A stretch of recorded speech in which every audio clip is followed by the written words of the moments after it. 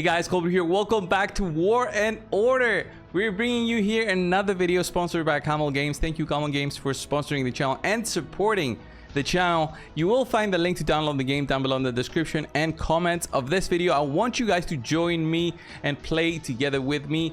You will find the link to download, as I said, in the description and comments of the video. I will be showing you guys today something brand new that has opened up for me with my castle reaching finally level 20. I have the opportunity to show you guys the totems that are now available for my castle and make my own infantry, my cavalry, my archers, and my mages stronger, depending on how I want to go with it. It's quite interesting. There's a lot to talk about, so let's get started. This is what happens. You unlock the Oracle Square once you get to level 20. Castle, as you can see, I'm 20. I'm actually reaching 21 pretty soon, but there's no other upgrades for that. For now, though, let's have a look at the totems. The most important thing, guys, is to do your Oracle quests, which relate to totems. But let's get started with the Oracle quest first, which is the middle button, as you see right there. And what does that mean? Basically that allows you to make your totem stronger, and that's where you're going to be starting the whole thing every single day. Every time you want to be checking out your Oracle quest, this is where you come to this page. There's the different amount of refreshes every single day, and these change, and there's available quests that you can complete every single day with a limit of 5. As you can see, today's time remaining 1 out of 5, and then available queues 1 out of 2, meaning you can do two quests per day. What do those quests do? You click on them, it says something right here like Pandora's box has been ordered with disaster and misfortune flooding the land. Scatter the seeds of hope to grant courage and power to the people that overcome adversity. What do? You just click progress here, and yeah, you go through doing your other stuff in the game. You don't actually have to do anything to complete the quest. You get a quest reward, and these are the important things: the normal rune stones, and these are the blue psionic tattoos. What are these? Basically, these are materials required to get your totems to become stronger. Every totem requires a different resource. The lower ones require the blue ones, then you go to the epics, and then you go to the legendary ones with different colors: orange ones, purple ones, blue ones, to make it simpler to the eyes, I guess. And for this one, this is the final quest I have for the day. This has another 40 minutes to complete, and once it's done, I'll collect the resources, and that's gonna be it. Weekly rewards are also available depending on the amount of quests that you do, so it's very much recommended that you keep on doing these quests as you have this. So once my castle was available, I started doing these. And then there's this page, the Flame of Hephaeus, where you can actually break down some of the resources you have to get these materials right here, which I do not recommend when you first start out. I do recommend to take your time, learn everything that there is about the totems, and then go ahead and start breaking those down. And then if we go to the other page, the totems, the defense totems, this is just a one-page screen where you select a totem to be as a defensive one when you get attacked on your castle. But that is not important in my eyes. The more important one is the attack side of the totems. And here is the page of every single totem. We start out with the fertility totem, and as we go to the right side of the screen, you'll see the different names on the top: hunting totem, there we go, fire totem, darkness, order, then we have the earth totem, wrath, and finally the guard totem. These are, of course, the more difficult ones to upgrade, so let's get started with the easier ones, the one that I actually have myself upgraded a little bit. So this is one that's defending my castle right now, the fertility totem. It does have its own skill, so when the battle starts, the spirit of fertility will send blessings, increase the HP of my lord's infantry and cavalry by 2%. Fertility blessing will also reduce the damage taken by infantry and cavalry by 0.8%. But that is as you upgrade this with these items, which I do not have yet. How do you get these? Well, obviously there's going to be packs, but most importantly, the quests, the ones I showed you, and events that will be available. If there was an event available that I could have done to get something, it would have said go right here. So it doesn't. It means there's no such events at the moment. So let's have a look at how the upgrades look. So eventually, you'll be able to fully max this out. So the longer you play, you'll see all of these activating slowly but surely. And then once you click it, you'll have all of these benefits available to the whole of your army. So infantry attack goes up, infantry HP, cavalry, archer, mage, and then also their damage. Look at that, 3.6% damage boost to archers or mages. And how do you go about doing that? Well, it's pretty simple. You just click on here where it says upgrade, and you go ahead and go with it. So I would create upgrade 3 times. As you see, my infantry attack goes up, and then our infantry HP. There's not much choice with this one, but the cost does go up. As you can see, the cost has gone significantly higher than what it was before. 204. I'm almost out of resources right now, and I would either have to just wait on my quests or just go and buy some. But these have given me some bonuses, and if I click on let me find the button where it shows all of the stats that I have. By the way, there's 2 totem forces on this one. So there's this one right here, and then there's this one, which has different bonuses, like the cavalry attack here. I didn't upgrade it because I don't do cavalry for my army. I do infantry and archers.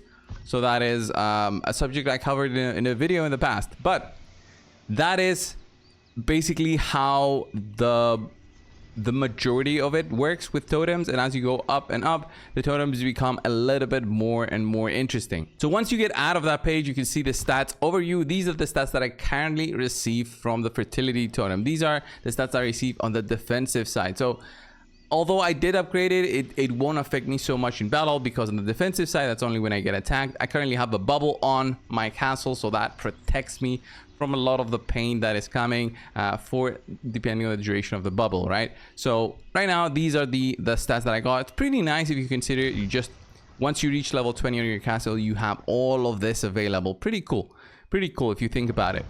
Then we have the hunting totem. Again, a different kind of skill set that is also available once you start getting some levels on the totem. Okay, so it all depends on how much you're leveling these up in order to start getting the skills available for you. So that is, with progression, you'll get the upgrades. And as you see here, I have 0 stats invested in this one, so I have no bonuses. But let's go and have a look at some stats that I actually have invested on. So the fire totem, this is the big guy that I currently have, the epic one, the purple one. And once you see here, I'm level 13 out of 150 with some upgrades through already. And the maximum stats that you could get here, as an example, look at that, the boost that my infantry gets in HP, almost 20%, and almost, look at that, almost 5% more damage to my archers and mages, but also my infantry gets some damage taken reduction, which is huge when you're in battle. So you have to have a look at all the totems that are available in order to understand, right, is this for me? Is this actually benefiting me? And the way I went ahead with this is, look at this, totem force 1, force 2, and force 3. All of these I've upgraded a little bit, because these give me a little bit of attack here. All right, a little bit of attack here.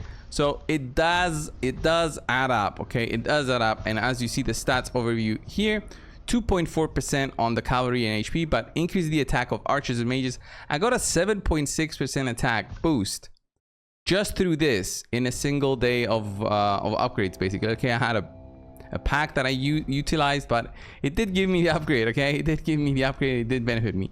He also has a big skill, as you can see, that big hammer dropping on, but that is not that important right now, because, well, I cannot awaken this at the moment, and these items I can only get from oracles quests, packs, or again from events, which is something that you get later on. So Colbert, you're gonna say, are these like the only way to get strong? You just upgrade these and then you have to upgrade the other one? Well, no, you can actually do this called the power shift. So what is this? Basically, you transfer all of what you've spent to a different totem of your wish, and that allows you to do some different strategies. And I love this option, because this basically allows players who may have just started out the thought, all right, I'll be using this totem, and they thought, oh wait, I want to be utilizing maybe this one right here, which is the darkness totem. I want to utilize this one because it might provide me better stats. I want my infantry and cavalry to have better HP, and then as I move on, I want to utilize this totem's skill once I start upgrading it. So it all depends on your playstyle as you get further and further into the game. It looks very interesting, and now I think it's the time to show you on how this actually works when you go into battle. All right, and then finally we have the legendary ones, like the Earth one, the Wrath one, which is, I think, is the coolest looking one, because it's like the God of Thunder or something. Looks pretty cool. The stats that you can get when it's maxed out, let's go in here to see it, and here to see it, is quite nuts if you think about it, and if you compare it. Quite nuts if you add all of these up, like the HP, the critical strike damage boost, critical strike rate boost. All of this just adds up together to make you stronger and stronger, and I think it's pretty cool. Pretty cool. Look at that. Look at that. The Wrath Totem. I love it. I love it. So how does this work in action? How do you actually have to do something when you go into battle? Well, yes, it works the same way as your pet does within the game, as your beast, not a pet, beast. Let's go into battle. I'll give you guys an example. Let's go and attack a level 20 monster right here. Let's select it since we are also level 20 castle. Let's attack it and see. So you see here, I select my Phoenix as the attacking side, and then I also have the Fire Totem selected here. The Fire Totem has no energy, okay, that it needs to use in order to attack the way that Phoenix does. So you can always have it available. You can switch around if you wish to use a different one. But for me right now, I'm going to be using the Fire Totem. I could have used the other one that actually has more power, 402 after those upgrades I've done. But I still like the higher attack that it gives me for my archers and mages. Although I don't have mages, I have archers. And it's going to give them a very, very solid boost. So it says even match right here. It should be, though, an easier to complete match. Sometimes it says even match, but it's actually not that even. I don't even think. No, it's not going to show a recap. It's just going to be instant, right? Once my army reaches there, it should be instant. Lots of things going on here. Here's the alliance where I'm at right now. By the way, guys, I'm in Realm 1696 if you guys are interested in joining. So yeah, as I said before, the download link will be in the description and comments of the video, so definitely check that out. So we just went ahead and attacked. I wonder if we beat them. I have oh yes, it was successful. Let's have a look at the recap. Look at that. We got some gems, some beast XP pills, VIP for 1 day, and then some resources. And let's have a look at how the battle went. Let's put this on the 4x speed. Look pretty cool. Look pretty cool. The totem was right there. The angels that I have were right there. Pretty successful. They're not that many casualties. I think the front line needs a little bit heavy support, but that was it. Basically, you have your totem available. It boosts up your whole squad. That is how it works. Pretty simple, guys, but it's it adds up. So definitely start now. Start doing your quests. The way they work is, again, quite simple. You don't really have to do anything other than just do your quests every single day. You click here, click on Oracle quests. Make sure you do them. You click on them, then you come back, you click on them again, you refresh them. If you don't like what you're seeing in terms of the quest, sometimes the quest will give more rewards. The ones I've done already today had lesser rewards, so have that in mind. And that is pretty much it for the totems, guys. This was the video for today. I hope you found it helpful, and if you did, please consider downloading the game, trying it out. There's so much more in War and Order that I cannot really cover in one video. I've covered in other videos as well on the channel. I do think that there's a lot of benefit for everyone out there who loves these types of games. If you want to be trying it out, leave a comment down below also on your thoughts so far if you've been playing. And guys, I'll see you in the next video. See ya.